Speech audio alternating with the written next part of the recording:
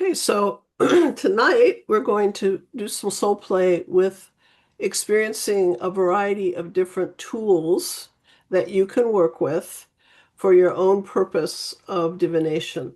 And we're going to actually start with what a definition of divination is, so you'll know where we're headed. Divination is a practice of gaining insight or hidden knowledge of future things happening, divine will through rituals, working with omens or tools like tarot cards or rune stones, and it works through symbolic systems. And your intuition is activated because it's symbolic, and you have like a Rorschach experience of overlaying your perceptions, your experience onto these tools as a way to get clarity and guidance. It can help you make decisions. It can interpret energy patterns that are going on in your life, and it'll help you with any uncertainty that you may be dealing with in your daily life to get some direction. So there's a very practical result of doing divination, and it involves you having a clear heart and a clear mind so that what's coming through is going to be for your highest good. So the first thing we're going to work on is your intention. Your intention for your higher self, that infinite wise aspect of you, to be the one through which you perceive. And I would recommend, if you use divination tools, to not just use one, use a variety of them, two or three at least, so that you can get information from different perspectives, different systems. And when the information shows up in a repetitious way, you'll have more capacity to trust it. Okay, so we're going to play tonight. You're going to have a chance to look at the numerology of your soul path and the tarot card that goes along with that. You're going to have the opportunity to do a rune reading as a group rune reading, so you can be exposed to what the runes are, which are the Celtic tools. You'll also have an opportunity to work with the I Ching. We're going to do a group I Ching reading, and I'm going to ask six of you, 1, 2, 3, 4, 5, 6. So all of you who are here now get 3 pennies or 3 nickels or 3 quarters. So go ahead and do that right now, because I'm going to ask all of you to throw the coins for our I Ching reading. The 6 of you who are here right now. 3 pennies, 3 nickels, or 3 quarters, or 3 dimes. We're going to do heads and tails for the I Ching. And then we're going to work with energy divination through water witching, through muscle testing, um, muscle testing yourself and muscle testing others, and also through the pendulum. So you'll have an opportunity tonight to get some self-reflection, and you might have an inquiry you'd like to bring into the evening, something that you would like to get the reading for personally, even when we do the group readings, because the cards and the runes can represent you personally as well as the group, that you'd like some clarity around. So you might just think about what you're dealing with in your life and what you might like to have some support with tonight with this divination we're going to do. My intention tonight is to bring some lighter energy into your life, to look at this as an opportunity to have a little bit of light, fun exploring and some soul play, and to give you an overview of some of the potentials of divination tools, so that if you would like to pursue them on your own, you might have a little more inkling of which ones you're interested in working with. Okay. So we're going to start with your soul birth number, which is going to combine numerology and tarot. And the little handout I gave you, the little sheet, has the recipe for how to access your soul number. And it shows you there that you start by putting the month, the number of the month, And then you add to the number of the month, the day of the month,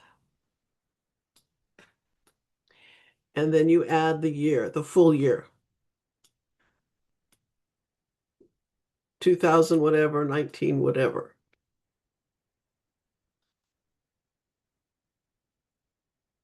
So add all of those numbers together.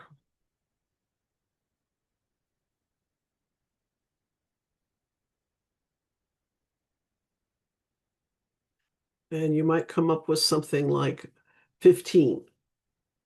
Then you're going to add whatever those two numbers are together. So 5 and 1 equals a 6. So you factor it down.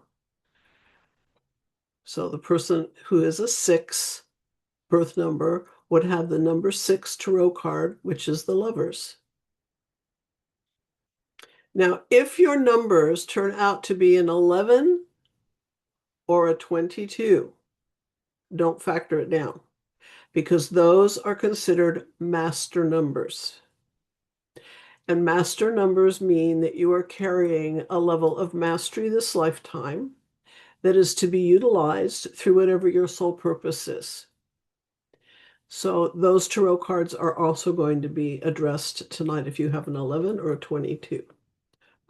So did you all get your numbers? Okay, take your mics off, pause off of mute so I can hear all of you. And I'm going to ask each of you what your soul number is. Sybil, what's your soul number? 4. 4. Manu, what's yours?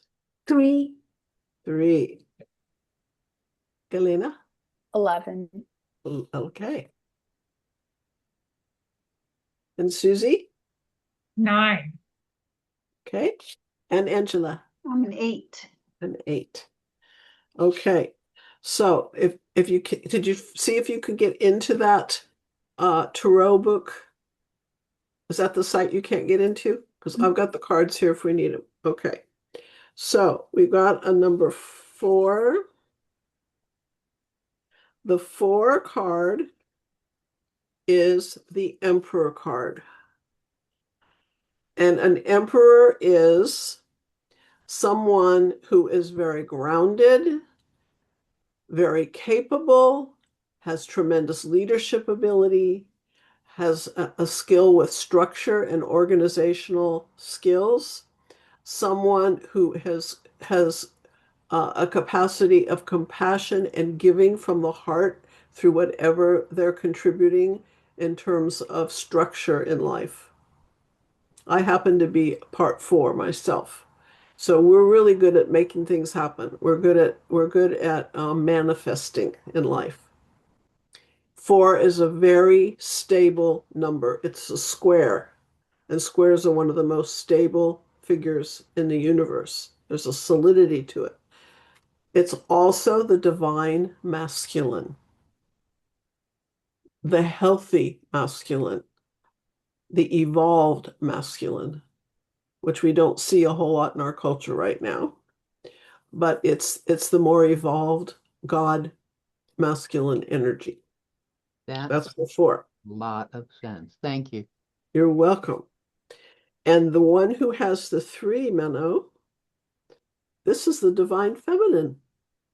The Empress and the Emperor go together. And she is, if you look at her hand, she's got one hand in her heart and the other giving out. She is heartfelt, she's giving, she's nurturing, she's very wise and very balanced. She's like the queen energy manifesting through the divine feminine. So this is considered the divine mother or the divine goddess energy, the 3. Now you can go online. The deck that I'm working with is the THOTH, the THO deck. You can go online and see pictures of all of these. The link that I gave you should have opened. I don't know why it didn't, but it's to take you to a website that has images of all these cards and an explanation of all of them. Yeah.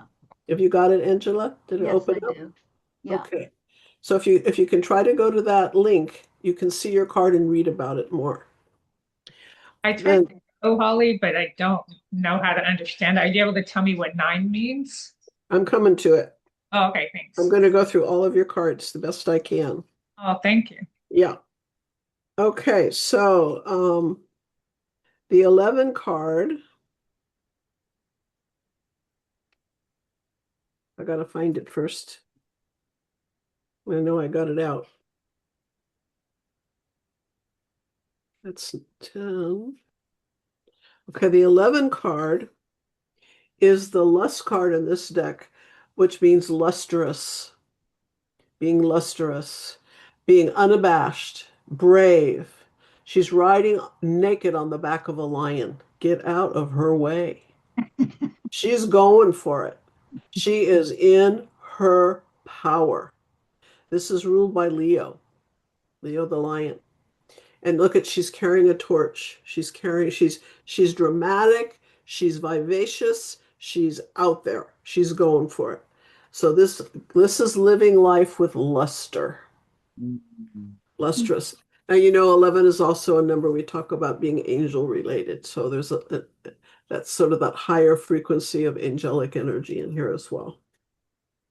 Don't take what I say for it as the bottom line. You guys look into this and get a little more depth than I can give you, okay? Because when you read it, you're going to have more insights and understanding from your heart, not from what I'm telling you. Okay, number 9. This is the Hermit card. This is the self-reflective person. This is the person who is really going for truth and wisdom. And the Hermit is coming out of the darkness carrying a lantern, carrying the light. And the light is discovered from within. The Hermit knows from experience.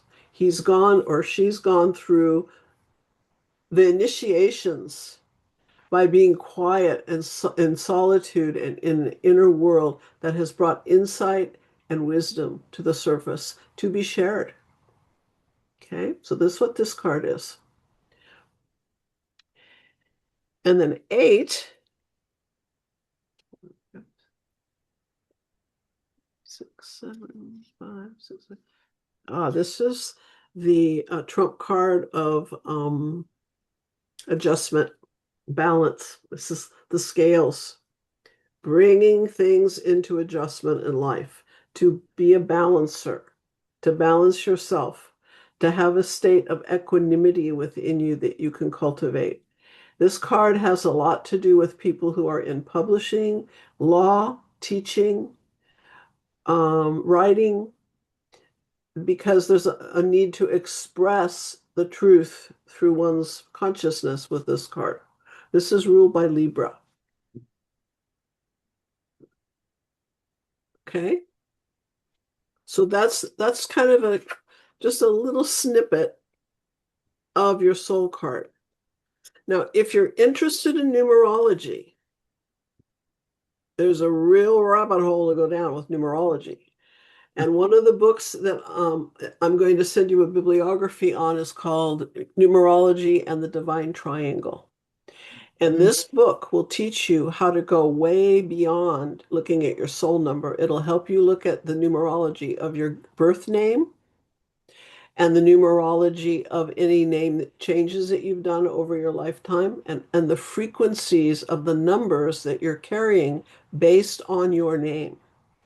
And it can also look at every year a shift in your energy pattern. And I can do that with you right now as well. So to look at the energy for this year for your birth, you're going to add your month and your day with your birthday for this year, which is 2026. So month, day, and 2026. So on your birthday, you will be going into the cycle that's going to show up when you do the numerology right now. So go ahead and do that for yourself. Everybody will have a different frequency this year.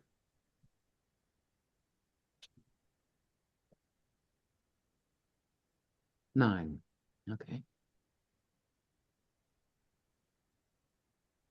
So Holly, when you have a 0, like my birthday is the 20th, I just count that as a 2, correct? Correct. Yeah. Okay. Now, if you want to get a little bit more specific, you can go to the 20 tarot cards. There are only 22 cards in the tarot, but there is a 20 card. So you would be a 20/2. Mine turns into a 22, so 2 and 2 is 4. So I'm a 22/4. And both of those cards have an influence for you.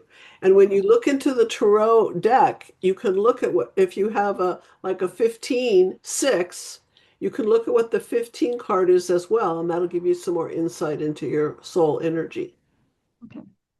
But for this year, everyone will have a different card. And for all of us, since the year is 2026, we all are in a 10-year right now because 2026 adds up to a 10. And the 10 card is the Wheel of Fortune. And oh my God, we are playing with the dice here this year. But the Wheel of Fortune is the God energy after the one and a 0. So the Wheel of Fortune is always divinely orchestrated. And the Wheel of Fortune is like the karmic wheel unwinding. And what's happening in the Wheel of Fortune year is an attempt to turn things into more positive, fortunate directions for all of us.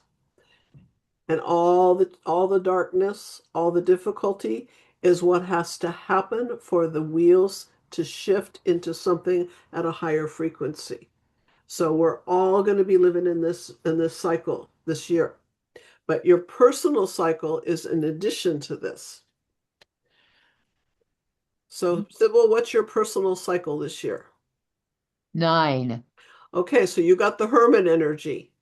It's an inner time for you to get clear about what's important, what has heart and meaning for you, and to let go of everything else, and to come out of that inner place with a sense of purity and clarity and fortitude. That makes a lot of sense. How about you, Angela? What's your birth year this year? 10. Okay, you got the Wheel of Fortune double then. You got the Yeah. double dose. And Susie, what's your year? 7. Okay, the 7 is a beautiful card that is called the Chariot. Mm. You familiar with the Chariot, anybody? The Chariot in this card is an image of a man who's carrying the Wheel of Fortune in a chariot, and he's in motion. But as he moves, he's moving from a place of stillness within himself. So there's a balance of movement, but being centered in the change. This is a card about change, new things. And there's also a card about the things that come into your life are going to have a sense of ecology about them. They're going to feel very balanced and very appropriate and very eco-friendly to your life and to yourself. It's clearing away anything that isn't serving you and moving forward. Elena, how about yours? Thank you so much. You're welcome. I got a 7 too. What is yours? A 7. A 7. Yeah. Okay. Thank you. And Menno? A 14. 14? Uh-huh. Okay, 1 and 4 is 5. So you're in a 5-year. And the 5 is, let's see if I can find your 5. This card is called the Hierophant. Mm. And this is the spiritual teacher. This is an androgynous card. We don't know if it's male or female. And it's one who is teaching and leading from a place of wisdom because you've gone through it yourself. You've earned the position of the wise one, of the spiritual teacher and spiritual guide. This card shows a lot of inner work has happened.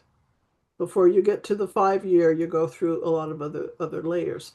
So this is really known as the wise one and the spiritual master, teacher, guide card.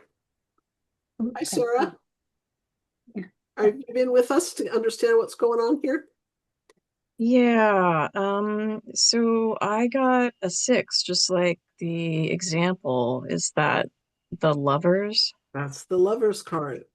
And is this your soul card or is this your card? Um, How did you figure that out? well, adding all the numbers together, like in the birthday. Okay, that's okay. That would be your soul number. Is that a Okay. 6? Yes. Okay. I'm not finding, here it is. No, I can't find my lover's. Here it is. The lover's card is all about relationship. Relationship between the inner male, the inner female, the relationships in your outer life, the inner family relationships. And it's all about balancing the yin and the yang and having more clarity and integrity of how you want to manifest your relationships. This is a year when often people marry, or sometimes they divorce, or they build something new that they have a relationship with in their life that has a lot of heart and meaning for them. It doesn't have to be a person, it could be a relationship with a project you're doing, or a relationship with an animal. But it's all about relationship. And if you're a lover card, you're going to find relationships are one of the main cornerstones of that guides your life. And then in terms of the year, take your birth date, the month, the day, and 2026. And tell me what you get for that. That'll be your path for this year. Oh, that's what I just gave you. Okay, so what about the birthday that you were born, the year you were born? Okay. Um, So the month and the day, add those together.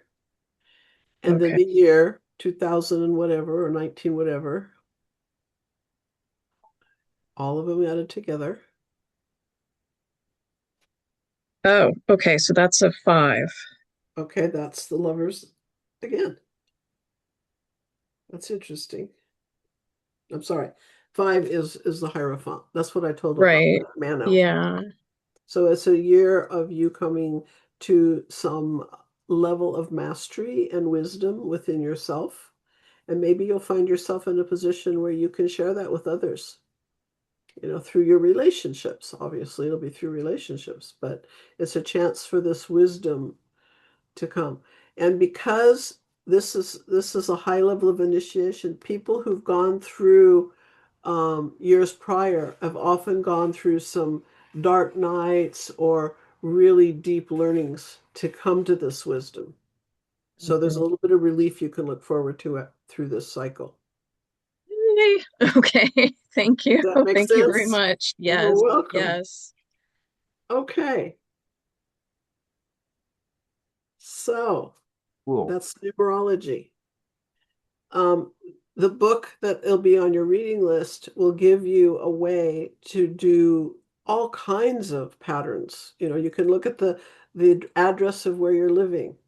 There's a frequency to that. You can look at uh, project into the future dates to see, for instance, if you're going to get married or have a new journey of some kind, to do the numerology about the time and day to get a sense of the frequency of what you'll be moving into.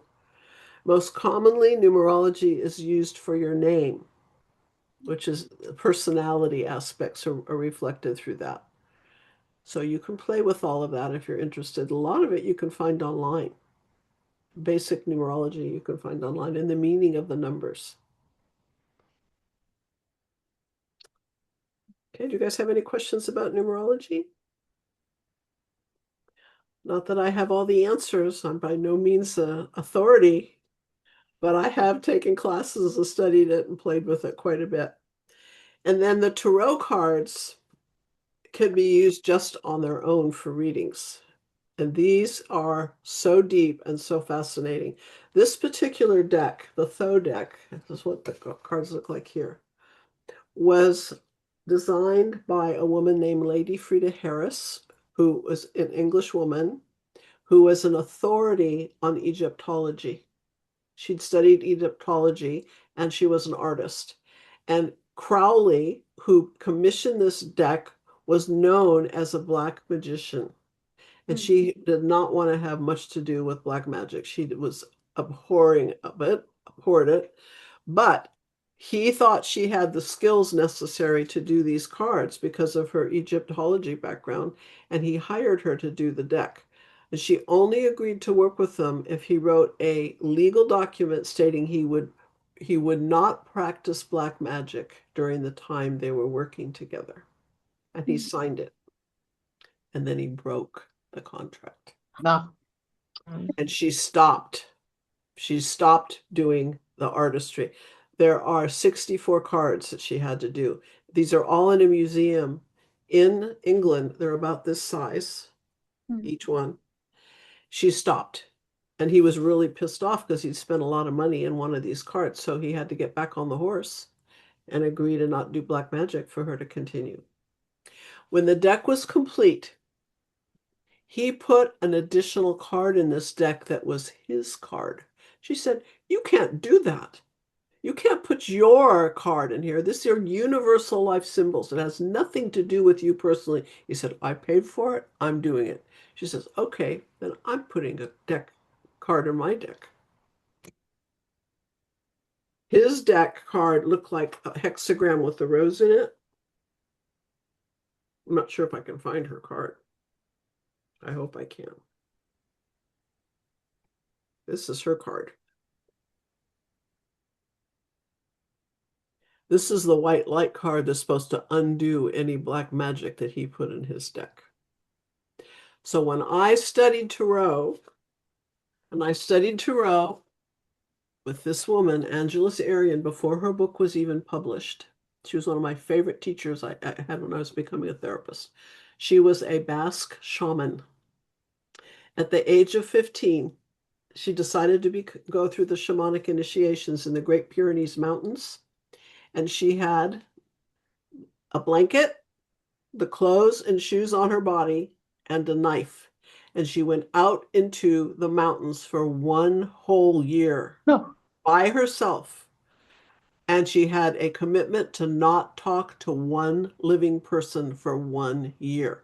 And if she survived it, she would have become a shaman. She would have been initiated. And in the Basque culture, when a child is born, a female child is born, as soon as a male child is born, that's about the same age, these children are paired as soulmates. So they always have the opposite gender to reflect back to them through play, through growing up as a companion, not soulmate or sexual, but just a companion of the opposite sex. And her soulmate also was going to be initiated to be a shaman the same year she was. And they were both going out into the mountains separately, and they saw each other, but they couldn't speak. And Angie fell and broke her ankle in the winter time, and she had to heal herself in the snow on her own to survive, which she did. So she really had an initiation. This woman was an amazing teacher for me. She's passed in the last couple of years, but this book that she put together is so beautifully done because she got all the history of this deck, all the history behind it she understood, but she went into the very, very depths of all the symbolism of all these cards. And she does a really good job explaining the cards so in such detail and depth. If you're interested in doing tarot, I highly recommend this deck. It's a very positive spin deck, and it's also very psychologically based. So even the difficult cards like the death card have a positive meaning, which is death and rebirth. What's her name again, please? Thoth. The, That's the deck of okay. cards. The Thoth.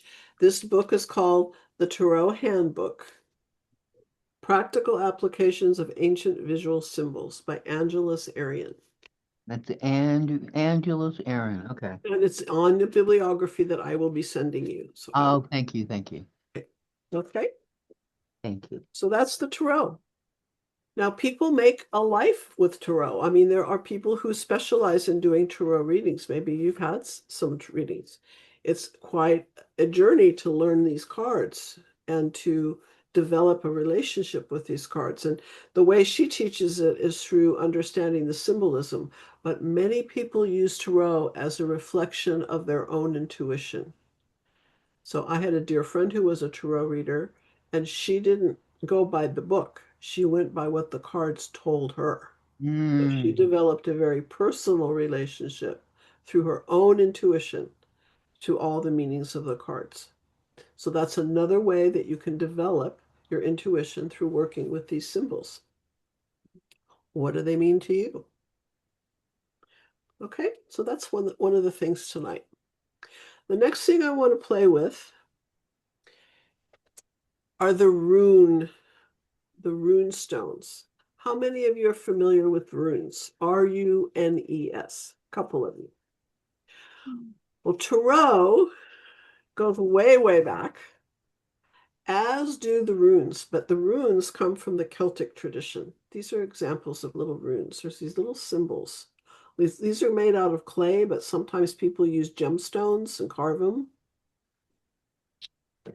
And these are used for readings as well. And tonight, to introduce you to the rune, we're going to do a group reading. And what I'm going to do, who's the youngest person in class tonight? I always pick the youngest one because usually the young people are the older souls in my experience. Anybody under 30? 30. How old are you, Amber? 30. 30. You get to be the youngest one. So I'm going to put my hand in this little bag here, and I'm wiggling all the rune stones, and you tell me when to grab the one that my hand's on, and that's going to be, but the reading we're going to do, I've got written out for you. The rune reading is, what do we need to know that we can rely on to stay balanced, grounded, and strong during these transformational times? What do we need to, and what can we rely on to stay balanced, grounded, and strong through these transitional and transformational time? Okay, so Amber, you let me know. Let your higher self guide you, and then I will be guided by you in honor of our whole group here.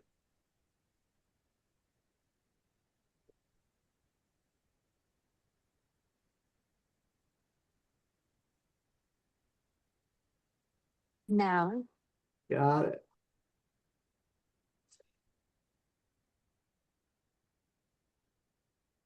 This is the rune.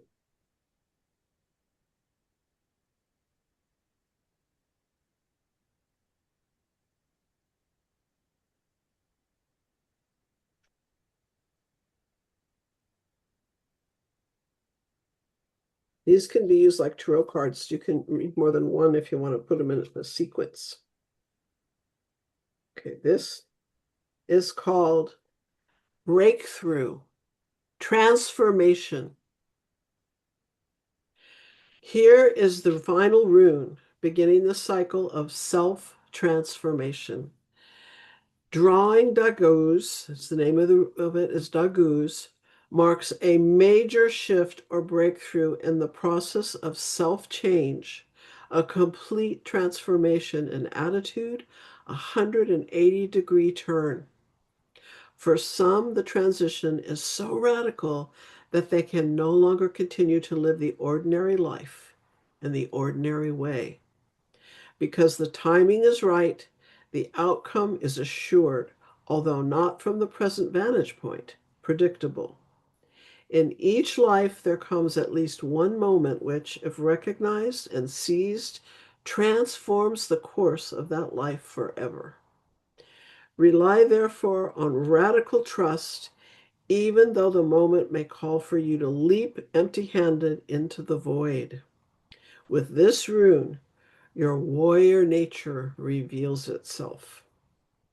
If the goose is followed by the blank rune, the magnitude of the transformation might be so total as to portend a death, the successful conclusion to your passage. We don't have a second one to look at.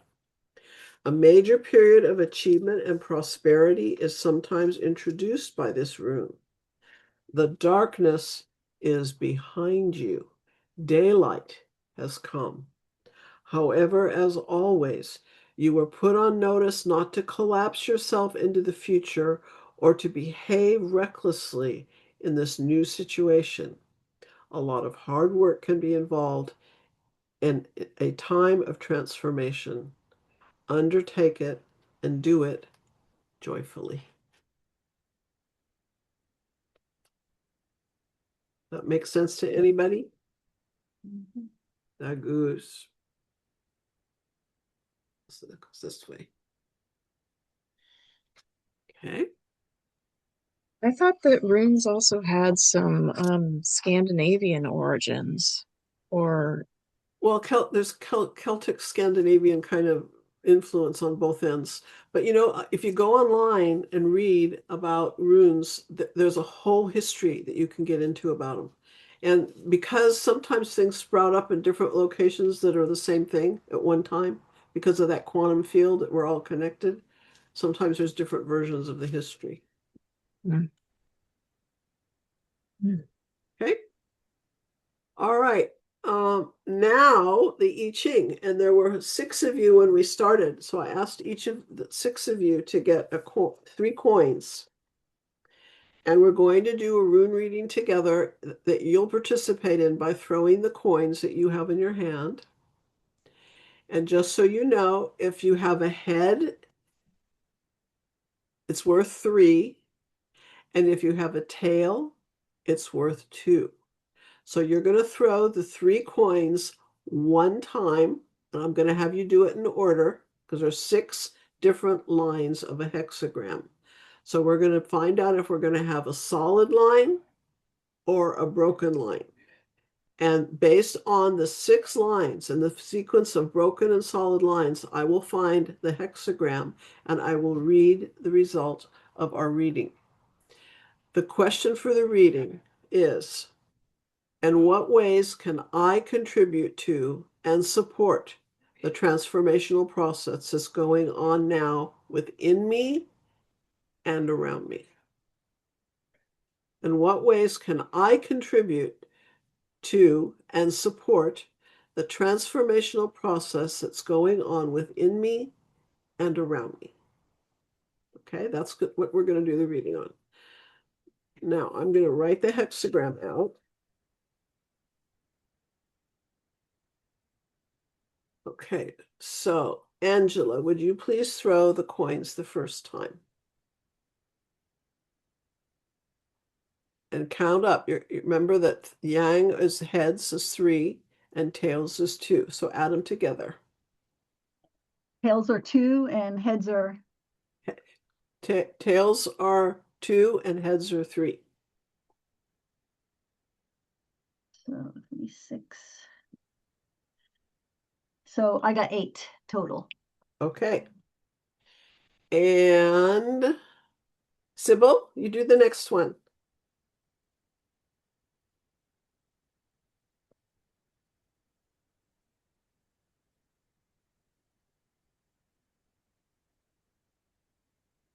You're on mute.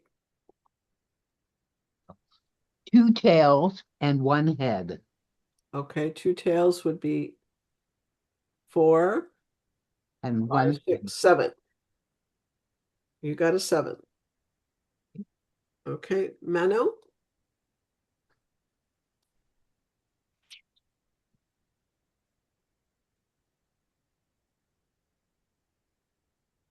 You're on mute too, I think. At least I'm not hearing you. 2 heads and 1 tail. 2 heads and 1 tail. Okay, so 2 heads are 6 and 2 is 8. And Susie, were you going to do one? Yes, I have my 3 coins. 6? No, I said yes. Oh, yes. Okay. Okay, so I have 3, 4, 5, 6, 7 because I have 1 head. 7. Okay. Sybil, did you do one yet? You did already. Yeah, okay. Who was the other person? There were 6 of you. Helena? Yes, I got 1 head and 2 tails. So 2. Okay, 1 head is 3, 4, 5, 6, 7. Okay, so the hexagram from the bottom up is a broken line, a solid line, a broken line, a solid line, and a solid line. And in any I Ching book, which I've got to grab here,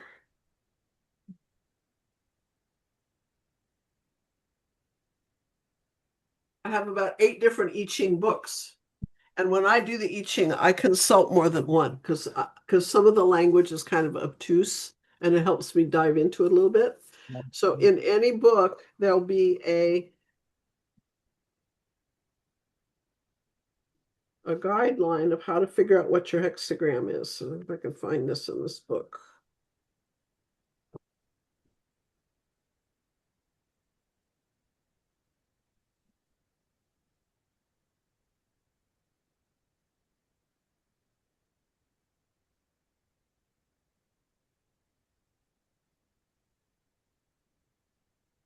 Sorry, I didn't get the book page up.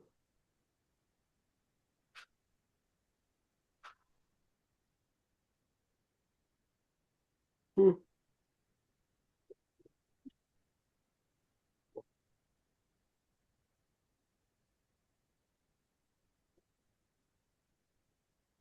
Here it is.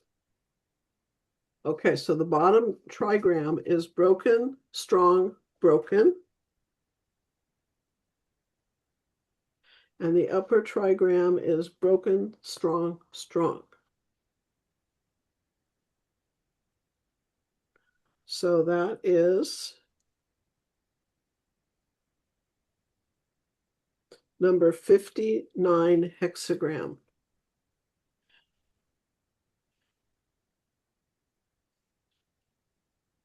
There are no changing lines. Changing lines are by nines or sixes are changing lines, and we didn't get any of those. So we've got number 59. So let's just remember, in what ways can I contribute to and support the transformational process that's going on within me and around me?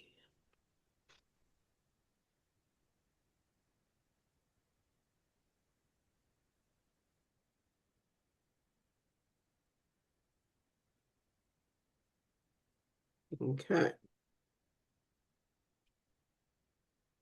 So this is called dissolution. The lips of the wise disperse knowledge. You are wise when you become acquainted with the laws of life and the ways of the spirit within you. The life principle is common progenitor of all men. All of us have one Father, and we all are intimately related.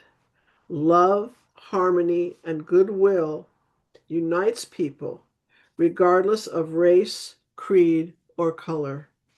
Oh. You can pour forth love, peace, and goodwill to all, and you can help disseminate knowledge to the great principles of life which never change and which belong to all people. It is to your advantage to move towards your goal. Your motives being godlike, you will teach your goal and reach your goal, and whatever journey you take will be in divine order. Oh my God, what a reading. What a reading. I'm going to read this again. This is really beautiful. The lips of the wise disperse knowledge. That's a Proverb 15:7. You are wise when you become acquainted with the laws of life and the ways of spirit within you. The life principle is the common progenitor of all people. All of us have one Father, and we all are intimately related. Love, harmony, and goodwill unite people regardless of race, creed, or color. You can pour forth love, peace, and goodwill to all, and you can help disseminate knowledge of the great principles of life which never change and which belong to all people. It is to your advantage to move towards your goal. Your motives being godlike, you will reach your goal, and whatever journey you take will be in divine order. How appropriate is that for all of us today? Solution, not pollution. What So if number? this is number 59. So if you want Five, you five, could- nine. 59, Okay. 59. Yeah, there are 64 hexagrams. This is number 59. No moving lines in this one. Moving lines mean you get a 6 or you get a 9, which means there's another little reading that's included, but we don't have any of that. Thank you. Now, I'm going to read another one just so you can hear it. This might be completely different, but it'll give us another angle to it. This is probably the most authoritative I Ching book written and the one that is most respected. It's used a lot. It's quite old. I started the I Ching with this. This is a little bit more abstract than what we just got. So 59.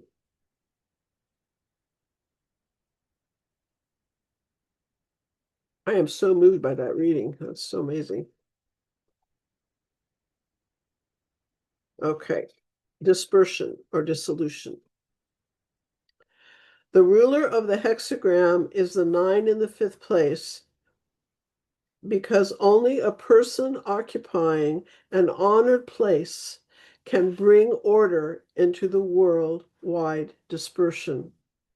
However, the 9 in the 2nd place is within in order to strengthen the foundations, and the 6 in the 4th place is in the relationship of receiving to the 9 in the 5th place in order to complete the work of the latter. Consequently, these two lines have also very important functions within the hexagram. This is why it's said in the commentary, the firm comes and does not exhaust itself. The yielding receives a place without, and the one above is in harmony with it. After joy comes dispersal. Hence there follows the hexagram of dispersion. Dispersion means scattering. If I can get more here. These are kind of abstract. The hexagram has a double meaning. The first is suggested by the image of the wind over water, indicating the breaking up of ice and rigidity. The second meaning is penetration. Sun penetrates into the abysmal, indicating dispersion. As against this process of breaking up, the task of reuniting presents itself. This meaning is also contained in the hexagram. The image of wood over water gives rise to the idea of a boat. The king approaches his temple. It furthers one to cross the great water. Perseverance furthers. Dispersion success. The firm comes and does not exhaust itself. The yielding receives a place without, and the one above is in harmony with it. The king approaches his temple. The king is in the middle. It furthers one to cross the great water. To rely on wood is productive of merit. Very abstract. Anyway, perseverance. That's the So book that I tried and couldn't. That very book. It's Yeah. hard. I- I've got about 6 or 7 different versions of it, so I pick and choose and read different ones. This I Ching is based on Taoist precepts, Taoist philosophy, ancient Taoism, which is the only constant is change. And that's why it's called the Book of Changes. And the idea with any divination tool is the tool gives you a doorway into the present moment, a doorway into how change is happening and influencing you in your life. So it's like a little signpost to give you a glimpse into what the energy is coming from, where it is now, and where it might be going. So all the hexagrams come together to show different levels of change and evolution. They're all different aspects of how energy moves through and then recreates itself. But there's a lot of esoteric wisdom in the I Ching. And there are some versions that are really more practical than the one I just read. Okay? Now, I'm going to talk a little bit about working through the body for divination, through your energy body, your physical body. These are divining rods. These are made out of copper. You can buy them online for 12 bucks. And they are responsive to your ideomotor activity, which is how your body is responding through your unconscious. Just like muscle testing is. We're going to get into muscle testing too. Now, I've been reading up on dowsing rods. Traditional dowsers use these rods, or as Angela was asking about, water which sticks, like a branch that has a Y on it, for dowsing for water or for finding minerals underground. And traditionally, those dowsers are looking for a response where they cross over. When the dowsing rods cross over, that's where they're going to dig. That's a yes for that. But when I've been using dowsing rods, I ask my higher self to give me a signal of what a yes is and what a no is. So I'm going to show you how I do this. You'll find your own yes and no, just like with pendulums. So I'm going to ask, keep my hands solid. I'm going to say, is my name Holly? Yes, my name is Holly. Is my name Georgie Porgy? I better hold it straight. Is my name Georgie Porgy? No, it's not. And Galina, I'm going to ask you to send some positive, loving energy my way. Just zap me with some love juice. Okay, so that opens my energy. And now, just for a moment, send me some yuckies. Be judgmental, send me some yuckies. Okay, look at what's happening to my energy, see? Okay. Now you can erase it. So thoughts are things. Thoughts have an effect, right? And part of what we learn as we grow in awareness is that our thoughts are very important. How we think is affecting our reality every second. So you can work with dowsing rods to get a little clue into what's going on in your unconscious. I've been, doing this for myself to ask questions about things that are going on in my life to get some direction around it. And it's a yes/no response you want with these. So you can play with these and find out. And if you want to become a dowser, maybe you have a special skill, you can hire yourself out to find water and minerals for people, because there are people that make a living doing this, actually. And then in hypnotherapy, we do a process that's called ideomotor responses. When someone is in hypnosis and they don't want to talk in words, you can ask their body to talk. And one way their body can talk is through finger signals. So this could be a yes response, or a no response, or a I don't want to answer. Okay. So you could do whole therapy processes with people who are in hypnosis where they're not controlling their fans, but their unconscious is controlling their hand. It's not like they choose to do it. It's that the finger moves itself. They're disconnected from their finger mentally, but the unconscious is working through the finger. So for instance, if someone was suffering from a trauma and they didn't know what happened, but they know they were terrified of water and something must have happened, you could ask the higher self, is this trauma related to this lifetime? Yes or no? No. Is it related to a past life? Yes. Is it related to more than one past life? Yes. So you could say, is it related to 3 past lives? No. Is it related to 2 past lives? Yes. So it gives the therapist and the client an opportunity to get a map of what's going on through the unconscious to know how to support the therapy. Now, you can learn to do ideodynamic work and self-hypnosis for yourself, or you could learn to use muscle testing. That's another way it works. These are all based on the unconscious communications through your body. And one way you can self-test, and I've got a link to a little video on your materials, is a woman who's a doctor who uses it. What she does is have you take your middle finger and your thumb together to hold it together, and then take your pointer finger and your thumb inside the circle of it and be really tight, really strong, and ask your name. My name is Holly. That's strong. Really strong. My name is Georgie Porgy. It's weak. I am a woman.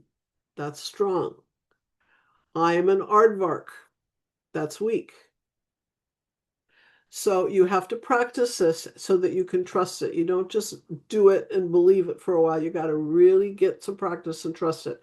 The little video that I sent you is a good example of that. And you can play with it on your own.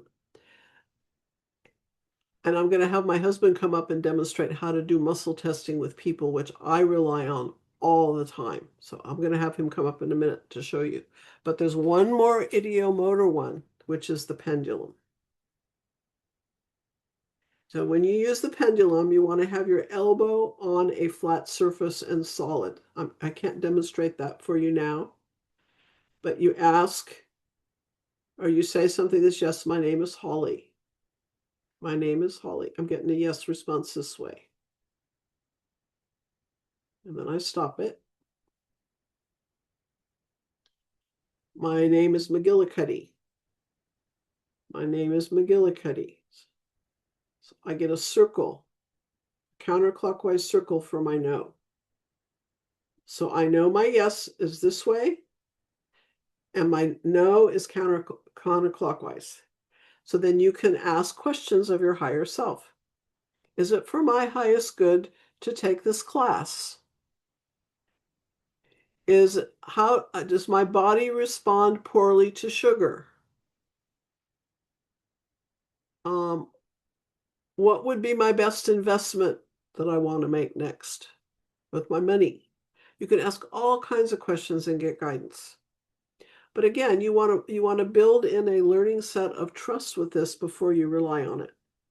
And what I like to do is, if I'm doing my own divination work, I go to 2 or 3 different ways of asking questions so that I can compare, is there a consistency there? Then I can trust it. Okay. You guys have any questions about pendulums? Are any of you using pendulums already? Yeah? Amber, what's your experience with them? How do you use your pendulum? I was using it a lot before. I've taken a break from it because I think I started asking it too many questions. But yeah, it was really reliable at first when I was using it more intentionally, more specifically. And I You also don't want wanted to to get too ask, dependent. You don't want to get too dependent yeah, on it. I was like asking it what I should eat for lunch. I need a break from it. You get a But little I do OCD. wonder, yeah, do you ask every time you start, even with the dowsing rods, like which is the yes or the no? Or do Yeah, you I start just to I just want to make learn? sure I'm clear, my energy's clear, and I'm tuned in. It's just kind of like a little entry point to recalibrate. And Susie, you're familiar with pendulum? Are you using it for yourself? Yes, I was going to say recently I used one when I was told I had cancer and I asked, do I have cancer? And it said no. And I believed the pendulum. And that really helped me get out of a lot of fear. I had lost my AirPod and I asked, is the AirPod in my house? And it said yes. And I couldn't believe it, but it was true. So those were some recent ones that really helped me. Excellent, Especially the excellent. cancer one. It took away a lot of fear for a long time because I only found out last week for sure, but it was like January that I was told I had cancer. So for all that time, I believed my pendulum. I chose to believe the pendulum, and it was right. Fabulous. What a Thanks. great story. Really good story. Congratulations. Does somebody else who work with the pendulum has a story to share? No? You know, we have our shamanic training at HCH that Annie teaches, and she teaches people to use the pendulum for chakra balancing. So that's a very practical way to tell which chakras need a little bit of adjustment, maybe where the healing needs to take place. So there's all kinds of ways you can use it. Okay, I'm going to take 2 minutes to go get my sweetheart. He's going to be my guinea pig because I want to show all of you how muscle testing can be done with someone else if you're a practitioner or just somebody in your daily life. I give you some resources around that too. So I'll be right back. He's expecting to be up here, so he should be ready to come up.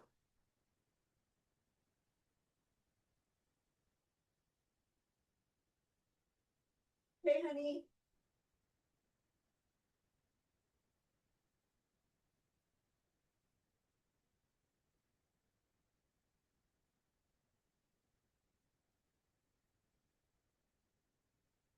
I make him do this in my hypnosis classes, so he's very comfortable with this whole thing. And we muscle test each other. You guys want to meet my new puppy? Come here. This is my puppy Sky. There's a bunch of people on there. This is my sweetheart Paul. Hello, everybody. Hi. I'm gonna get this a little bit bigger. Okay, so Paul's gonna make a stiff arm. Use the arm that's most comfortable for you to do this on. And I'm going to place my hands on either side of his elbow and tell him to be strong. So I'm going to see how much I have to push down to have him resist. Ready? Okay, he's very strong. I can't push it down. Now say your name. My name is Paul. Be strong. My name is Pussy Willow. Okay. I'm not going to go very far with that. Say it. My name is Pussy My Willow. name is Pussy Willow. No. Can I still get the job? Yeah, okay. I am a man. I am a man. I am a pussycat. The pussycat. Oh, no. I'm not. So yes is strong, no is weak. Okay. Now I realize, you guys, it looks like a farce, right? I swear to God, it shocks me every time because I'm trying so much to be strong, and I was strong the first time. Second time, forget it. So it really amazing. does work. Yeah. Okay. Now you're gonna think positive, loving thoughts about yourself and be strong. You do when you're ready. I'm ready. Ready? Mm-hmm. Okay. And now think poo-poo thoughts about yourself.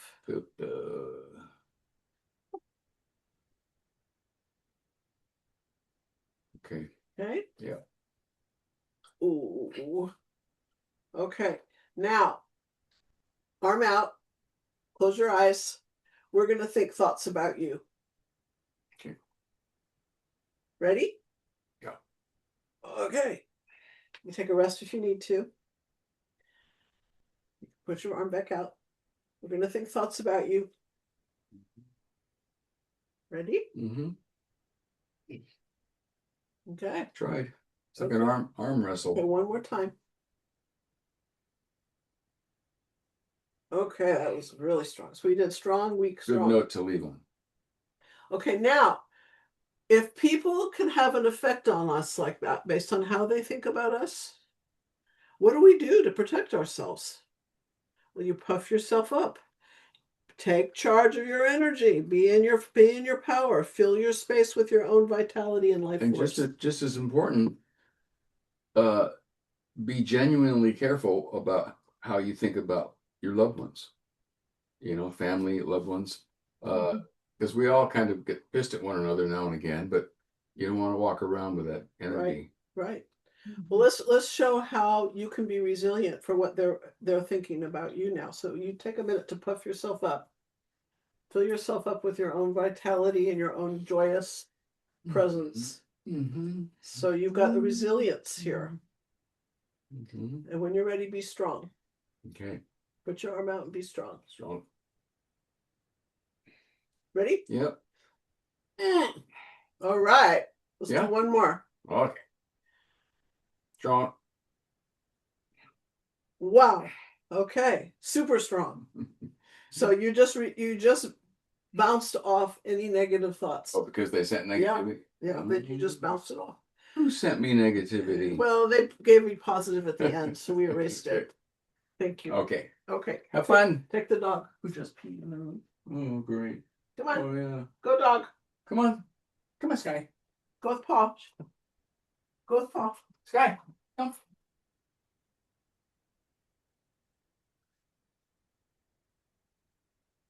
What do Your you dog is adorable, Holly. Yes, she is. She's still problematic. She's still How being old is she? How old is she? She's 6 months old. Oh, We've got a dog trainer that's training us right now. We need help. Okay, so the point of that was to show you that energetically we need to take responsibility for our own energy systems, especially during these times when we're being bombarded with so much negativity. And the way we do that is through our spiritual practices, things that help generate a higher frequency in our field by having positive relationships, spending time doing things that renew us, um, doing something to make a difference to help other people is a wonderful way to support your frequency and your resiliency. Anything that brings you grounding, joy, and peace. And protect yourself when you're out and about. Bring your energy up consciously so that you do have that field around you as protection. And I probably talked to you all about this before, but there is a website called flfe.net. It stands for Focus Life Force Energy. And it is a process that is a subscription that you can try for free for 2 weeks without a credit card or any commitment, that will put your address in a quantum computer, and the quantum computer will generate a force field to your address and your property that will elevate the frequency that you're living in. And this is all measurable. And there are scientists now that are showing the effects of this frequency that you're living in is going to elevate your frequency in an ongoing way. And having a higher frequency gives you more resilience, more awareness, more health, more fluidity, better sleep, better digestion. All these things happen when your frequency is elevated. And people who have a sensitivity to fallout from EMFs, which are the frequencies from computers and telephones and the cell towers, there are people that are so affected by that they can't function. They've done research on using this system with these people, and it mitigates their sensitivities to EMFs. wow. Now, Paul and I have been using this. It costs $35 a month if you're interested. You can either have it radiated to your home or to your cell phone or to a necklace that you wear all the time. If you're home a lot, probably do it at home. If you're out and about a lot, you probably want to do it to an object, because 80 feet around you will be filled with this frequency that the quantum computer sends to you based on your location. There's all kinds of research being done on this. It's not a farce, it's for real. And people who've had chronic illnesses and sensitivities are getting healing from this thing because your frequencies are higher. So anyway, try it, check it out. Don't take my word for it. You can read all the people, and look at the research on YouTube. If you put Focus Life Force Energy on YouTube, the scientists will come up that are doing the research, and there'll be all kinds of people talking about using it. Could you Many people repeat in my that? community are using this now, and they're having really, really positive experiences with it. I can tell you for myself that I had had sleep issues where I'd wake up at 4 in the morning. I couldn't go back to sleep. I'm not doing that anymore. It's helped me with my sleep. Wow. And it helps your plants and your animals too. My husband's garden has just been amazing since we did this. Just amazing flowers. So anyway, try it, and it's another way to give yourself a little buoy of energy before we keep going downhill more. Everything going on. FLF FLFE, Focused Life Force Energy energy. .net. There we go. Okay, so I think I .net. covered everything. Have you guys got any questions?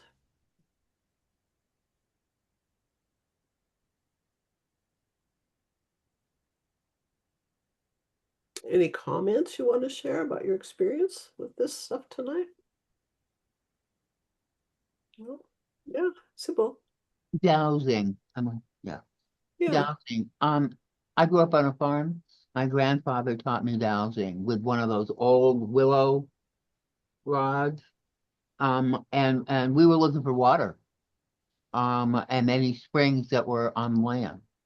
And we found something a little close to what was the creek, which was just, it wasn't a creek, it wasn't a river, it was just dry bed with a little teeny itty bitty bit of water. And it was next to it. And Wow. so he was able to access that and have more water in the creek. So that's all I know. I've never tried it myself. And what you're talking about is very interesting to me. I don't know that I'm going to be going up and down the beach looking for metal, Right. But thank you. Thank you. But, That but really, I've been using it for instead of a pendulum. I've been using it for no is this way and yes is this way. So I'll ask questions of my unconscious of what I need to do next or whether something's healthy for me or not, and I get responses. why do you like it better than or why are you Um, using it? it's more dramatic. The pendulum's pretty subtle for me. Yeah, This is just, I mean, when it does this, what's going on here, yeah, bong, right. It's That, just more that, fun for me. thank It's you. more fun. I keep it in my It's more drawer here. fun. Yeah. Yeah. I just wanted to say I've been the reason I was going off camera because I was trying to find my rods. I have those exact rods, and I just don't remember where I put them recently. But I do love them. And when I used to do workshops, volunteer to do workshops in the middle schools and high schools for kids, I would bring metal hangers that I would create and use straws. And so every kid had their own set of hangers. Great. What a great idea. Fun to teach them, when they say their name or when they say a false name or when they say something positive or they say something negative. And it's really cool to help them see the power of their thoughts. And I remember the first Right. time I used them, I was in my room and I said closet and it went over there and I just dropped them because it felt so scary. Like, oh my gosh, this is amazing. So I Well, wish, you can use your pendulum to find your dowsing rods. yeah, I know. I know they're in the house. That's the thing. I But know metal they're in the house. hangers. Oh. Metal hangers. Thank you. Mhm. Well, I hope that you got titillated a little bit so that you want to do some more research in some of these things and you can take them and run with them because it really is fun to have a way to connect with that part of yourself that has the knowing. It is really all you. So So with go ahead. the muscle testing, you were demonstrating positive thinking, like walking out and about in the world. Sometimes I get some yucky energy coming my way, but I'm, reacting to the environment, and I'm looking over here at the pretty plants and stuff, and then it's like, oh no, human coming at me with Well, something that what you is need not to do, learn to great. close yourself down a little bit. If you're very intuitive and wide open and empathic, you're probably going around with your auric field wide open. And there's some demonstrations that I would do in my office when I had an office where I'd have you stand on the other side of the room and I'd ask you to walk towards me and tell me when you felt my energy. And usually people like you feel it across the room because you're so sensitive. So then I would train you to help you to figure out a way to balance down that sensitivity, to turn the rheostat down so that when you walk towards me, you don't feel me until you're more in my space. So these exercises you can do to learn how to adjust yourself And the other thing that I think is really helpful for people who are highly sensitive, Sarah, is EFT, the emotional freedom technique, the tapping technique can help you balance out your sensitivity so you're not wide open and feeling everybody's energy when you're out and about, because it's exhausting. It's Yeah. really tiring. And Mhm. and also if you're sensitive, you can pick up a lot of toxic energy, not just good energy. But Well, there's ways to regulate. I've liked using like crystals, wearing different stones and crystals. It can help. Yeah. But There's also, there's also psychological boundary work that we can work with in terms of, I grew up in an alcoholic family with a lot of codependency. So I would take people's stuff on feeling like it was my job. And I had to learn how to not do that, to figure out where I began and where I ended and what my responsibility was. And a lot of my codependencies changed because I've been able to learn to regulate that a little more. So there's all kinds of ways to support what you got going on. We don't have to just put up with it. We can adjust our energies and our boundaries. So hopefully you'll find some things that support you. Sybil. I've learned to shield myself with energy, but now I just have a mantra, which is love and light. Mm. Love and light, love and light, love and light, love and light. I mean, I live on a busy street, and sometimes there are what I call children of God. They've lost their way, and drugs or alcohol or what mental illness, whatever. And when they used to come and find me because and I had to put a shield to stop that. Right. But now my shield is love and light, and that's my intention just before I walk out the door and start rolling in my wheelchair. I just love it and light, and it's just that. I don't know, maybe that could help. Well, you've learned how to work it. You've learned what works for you. And Yeah, what works for you might not be what works for Sarah, but absolutely. there's all kinds of different ways that you can work with your energy and learn how to desensitize and protect. And Absolutely. when to turn it on. And when to turn it on as well. Because sometimes you want to be really tuned in. Oh, Like when I do my therapy work, I'm tuned in. But I'm not taking it on anymore. Okay, anything else you guys want to share before we close? thank you. You're welcome. Well, I have a little closing prayer for you. Oh, I have one more thing I wanted to do. Oh, Before I met with you, I asked my deck of cards that is called the Lightworkers Oracle. Are you familiar with the Lightworkers Oracle? I chose a card asking for guidance for us. And this is the card I got. It's called Divine Grace, the Law of Efficiency. And I'm going to read to you about this card in honor of us tonight. It's time your life became easier. It's time for you to walk the way of divine grace with trust, simplicity, and acceptance. You do not have to try to make things happen.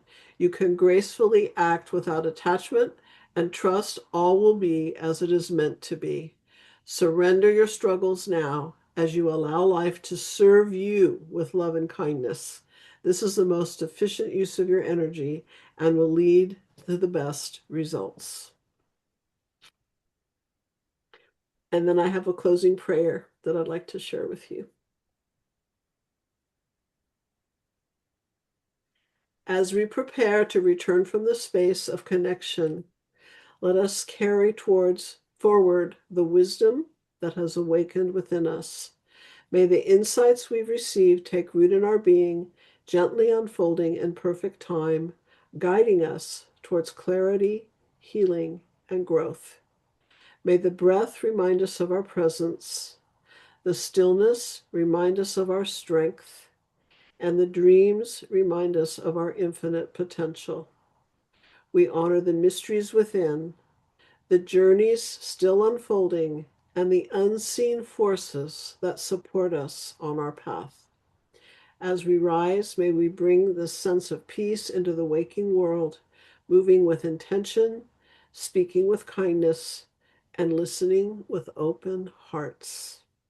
And so, with gratitude for this sacred space and for each other, we return whole, grounded, inspired, and renewed. And so it is.